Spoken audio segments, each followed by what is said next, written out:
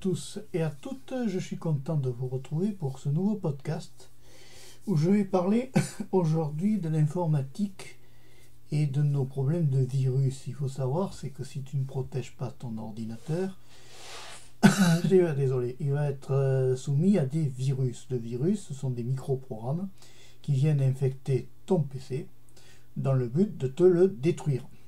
Donc l'objectif de base, sauf si tu es surtout si tu es sur le Microsoft Windows, c'est de mettre un antivirus.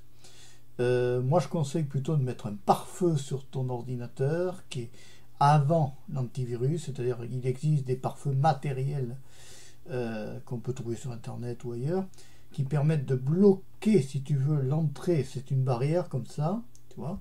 On a l'image de la barrière et ça empêche, là, si je mets contre la main, ça ne passe pas. Si je mets au-dessus de la main, ça passe. C'est-à-dire que quand tu mets un pare-feu sur ton ordinateur, le pare-feu empêche la connexion de passer, comme ça. Mais si tu n'as pas de pare-feu, eh bien la connexion, elle peut passer au-dessus largement, comme si on était au-dessus de la main. Donc les pare-feux sont sélectifs, c'est-à-dire c'est à toi de les paramétrer. Il faut refuser tout ce qui est entrant dans l'ordinateur et n'accepter que ce qui est sortant. C'est-à-dire comme ça te permet d'envoyer des données, mais ça interdit à un pirate de rentrer dans ta machine. Ensuite, il existe au niveau sécurité, donc ces fameux antivirus, qui pour moi sont un peu la poudre aux yeux. Je t'explique pourquoi. Parce qu'en fait, pour qu'un antivirus fonctionne, il faut que tu télécharges désolé, il faut que tu télécharges la version du virus pour que l'antivirus le reconnaisse. Or, ça se développe très vite ces gens-là.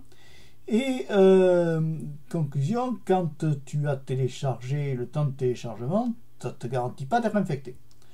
Donc moi, bon, je suis pour quand même les antivirus parce que c'est une protection, mais à l'efficacité, oui et non, voilà.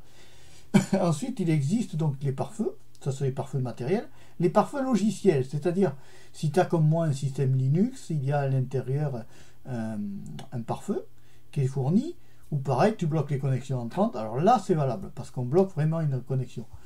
Voilà. Ensuite, tu peux aussi avoir, alors si tu as un PC Windows, il vaut mieux avoir un anti-spyware, qui n'est pas un anti-spyware, qui est un logiciel qui permet de nettoyer les logiciels malveillants, espionnage et autres, car il faut savoir que nous sommes espionnés constamment. Et ça permet de nettoyer un petit peu tout ça et d'avoir en principe un ordinateur plus propre jusqu'à la prochaine infection. Voilà, il faut savoir c'est que la sécurité informatique c'est quand même essentiel parce que moi on m'a quand même réussi à me pirater mon ordinateur plusieurs fois quand j'étais sous Microsoft Windows.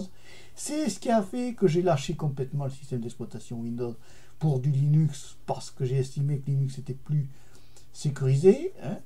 C'est quand même du béton parce qu'il y a quand même c'est bien monté. Et puis que moi, au point de vue goût d'utilisation, j'ai beaucoup plus aimé Linux que Microsoft. Voilà, moi j'aime bien les logiciels libres parce que justement tu es libre et que tu n'as pas à t'embêter avec à financer constamment, parce que ça revient cher un antivirus. Si tu fais le calcul mensuel, enfin annuel, du prix d'un antivirus que tu paies mensuellement, qu'il faut que tu cherches tout le temps les mises à jour, qui prennent de la place, tandis que bon, avec des systèmes d'exploitation génériques, qui est attaqué dans un virus? Les systèmes d'exploitation Windows. Qui n'est pas attaqué? Pourquoi ils attaquent Windows? Parce que c'est un grand groupe et qu'ils veulent avoir, si tu veux, il y a des intérêts en jeu certainement par derrière. Maintenant, bon, moi je ne suis pas professionnel, je ne cherche pas à polémiquer là-dessus. Moi, je pars du principe que je parle d'un sujet comme ça, très diversifié. Donc l'informatique, c'est un loisir agréable. Ça doit rester un loisir ou un outil de travail. Mais il faut quand même qu'on sécurise nos ordinateurs parce que n'importe qui peut faire n'importe quoi et peut pénétrer n'importe comment. Quand tu sais qu'il y a des gens qui arrivent à rentrer dans des ordinateurs, à voir à travers la webcam, qui arrivent à récupérer plein de données, il faut se protéger, il faut faire attention. Restons prudents, méfions-nous, utilisons des versions comme Mozilla Firefox qui est sécurisé. Cartonnons nos ordinateurs, essayons de faire au mieux. Et puis je peux te dire qu'une chose, si le virus doit passer, il passera. Et s'il doit détruire ton ordinateur, il le détruira, que tu aies antivirus, que tu aies pare-feu, que tu aies... Malheureusement, on est dans un monde où de plus en plus, on est soumis à des destructeurs qui font ça pour le plaisir et qui ne font pas ça pour aider les gens à améliorer. Je plains beaucoup les chefs d'entreprise qui se retrouvent des fois dans des difficultés monstres suite à des pertes comme ça d'ordinateurs. Surtout qu'ils sont montés en réseau. Alors je te laisse imaginer les dégâts. Si tu en as un qui prend le virus, ça transmet à tout le monde. Bon, je vais arrêter le podcast ici. Si tu as aimé ce podcast, n'hésite pas à le liker. N'hésite pas à t'abonner à ma chaîne Marc Péchéo 3 parce qu'il va y en avoir d'autres. Je te dis au revoir, je te dis à bientôt et je te dis merci d'avoir suivi la vidéo. Au revoir.